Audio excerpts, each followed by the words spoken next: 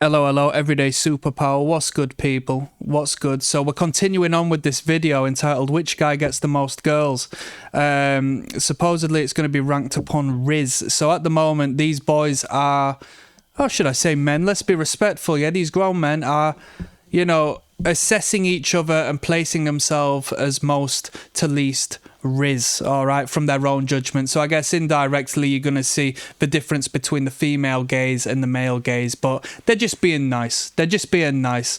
They put this guy at the front, or kept him at the front, this shorter fella, purely as supposedly he sings to girls, all right, and that's sort of the basis they've gone by. They're just being cordial, being friendly, because they know this isn't the real game. Although some feelings are going to be hurt. Some feelings are going to be hurt, you know, when you base your own value upon how other men treat you because you think that matters in the world of attraction. Trust me, it doesn't. The female gaze and the male gaze is completely different. So we're assessing the body language here, people, and we're talking how dynamic they are. They've just sent this pink guy to the front because they said, "You're really funny," and blah, blah, blah, blah.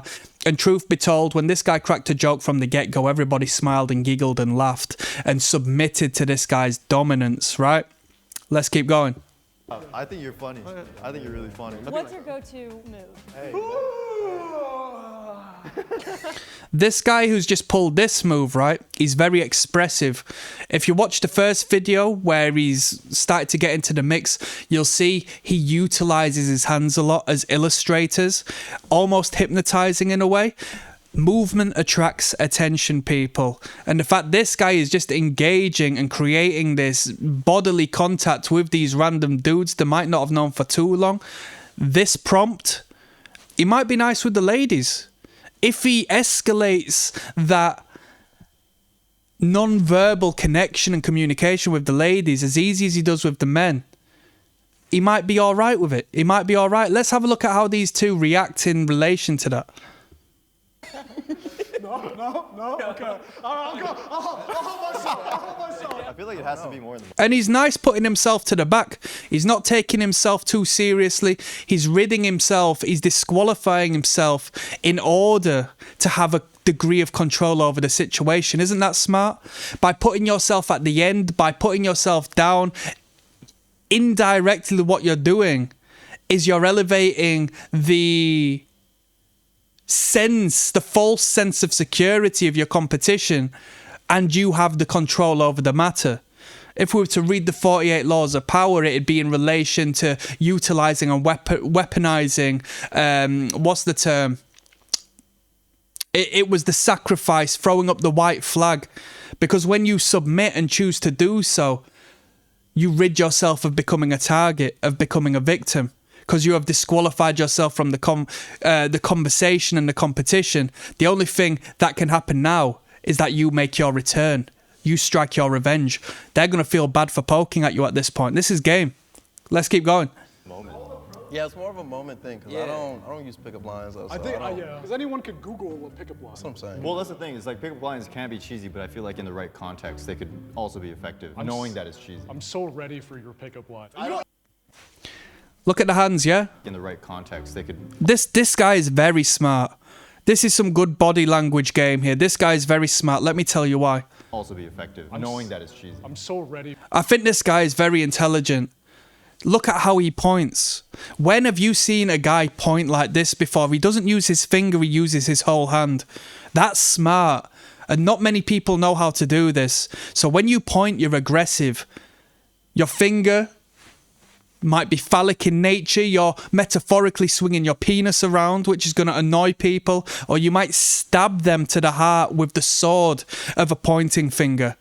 When you point, what you do is you use the full hand, such as he is doing, exposing the palm of the hand, which is symbolic of friendliness. I'm not holding a weapon.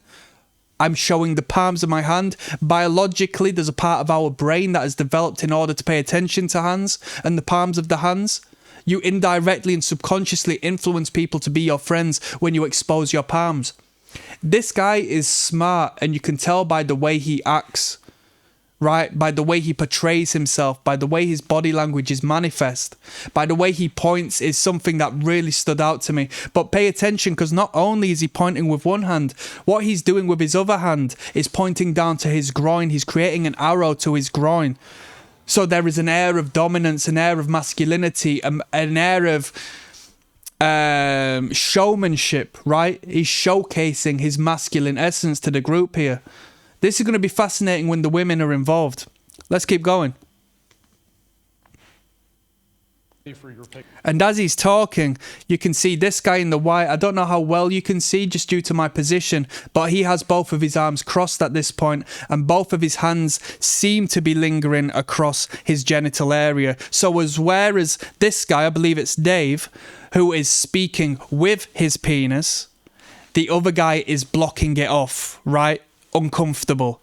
A chimpanzee in the wild is going to attack the genital area and the fingers when attacking, right? So if you were to acknowledge maybe we have a primitive part of our brain that has developed from our ape-like ancestors, then we are going to protect our genital areas when in the face of a threat, right?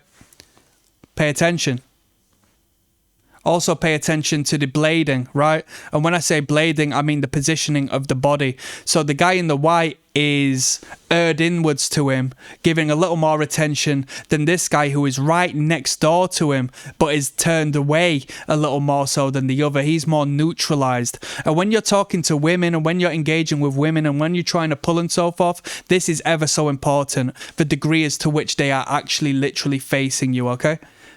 Because he is looking, his body is so elsewhere that he literally has to twist his neck to look at him.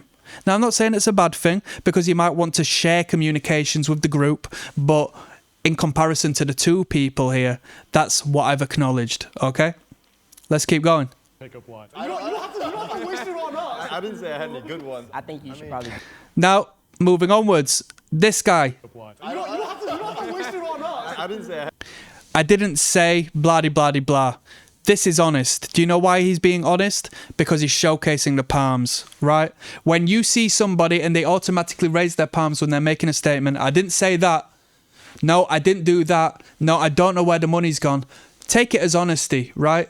Because the verbal can lie, whereas the body language doesn't tend to lie, especially when it's prompt and on the spot, right? The raising of the hands, the exposure of the palms tends to be a showcase of honesty. As we spoke of earlier, no, I don't have weaponry. No, I'm not a threat. Blah-de-blah-de-blah. All right? Let's keep moving. Had any good ones. I think you should probably be number 3. Yeah. I think you should be. I think you should be.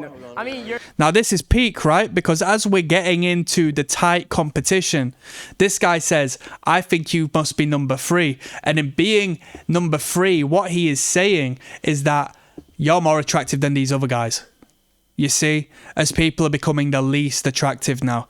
My guy's nice at the end. He played the perfect part. But I think this guy next to the number 6, I think he's starting to feel a little insecure. I think he felt insecure the moment the guy in the pink got elevated to number 2 and this guy got forgotten. He had been speaking in the group. He had been placed at the end. People acknowledge he's at the end, but nobody has told him to move. Isn't that crazy? Pay attention. You're rizzing on Dave. And it's working. That's the crazy thing. Nut number 1. Now see the difference, look. And it's working. That's the crazy thing. Nut. Not number 1, he points with his finger. He'd be better off with the hand as we spoke earlier, right? Because what's that alike? Look at his body. If we take a snapshot now, he could be scolding someone. He could be saying, I got you. I've caught you. I've caught you out. It was you who took the money. You don't know what this guy's saying because of his body language. It's adjacent and in symmetry of that which would be bad news. Don't point with your finger, point with your hand, all right? Number 1. Nut number 1 for sure. Especially the shaking of the hand, because as we say, movement attracts attention, right? The shaking of the hand says, look at my finger. This is what I'm highlighting. That's so funny. I don't think I should. No, I think you got the confidence. Wait, but every time you talk, it's Riz. That's true. Yeah, I should be number one. I did say that. I'm okay with I your can't number. compete with that. I think those three are good. Dave, I Y'all got noticed the you're first still at three. the end, and I'm wondering why you think you're at the end. You're kind of leading the conversation right now. I feel Do you see that? He's picked up on the game. He's picked up. I think.